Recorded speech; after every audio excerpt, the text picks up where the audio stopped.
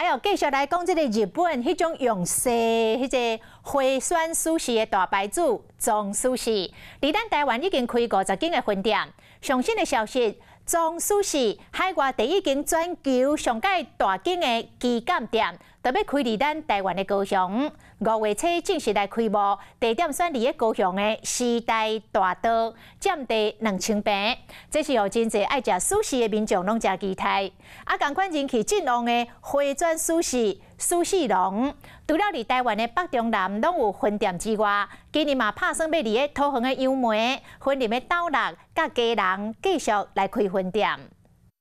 甲青椒海产料做寿司，看起来是美味死，一般搁一般甲大海滋味芳上倒顶。台湾人上爱食这种寿司，其中日本回转寿司品牌藏寿司已经伫咧全台湾开50间店。即马搁有好消息，海外头一间全球总店要来开伫咧高雄。是蛮期待，因为这样跟寿司郎一样会有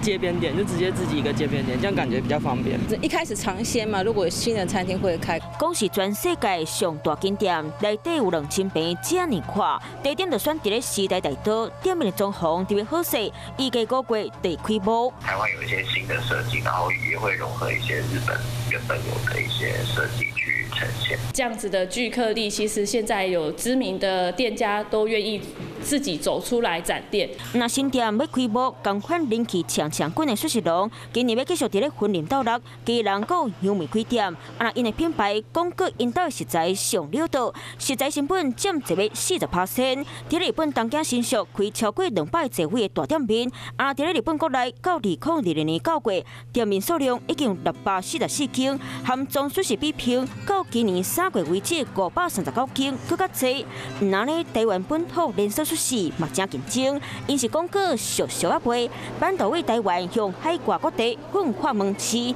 无论是海外或者是本土品牌，伫咧台湾市场拢有家己的优势。人客爱食口味无相像，店面实在选择是百款，对消费者来讲，有通食拢是一件做幸福的代志。华视新闻看起来，赶快订阅我们的华视新闻 YouTube 频道，欢迎按赞、订阅、开启小铃铛，最新最及时的资讯要提供给你。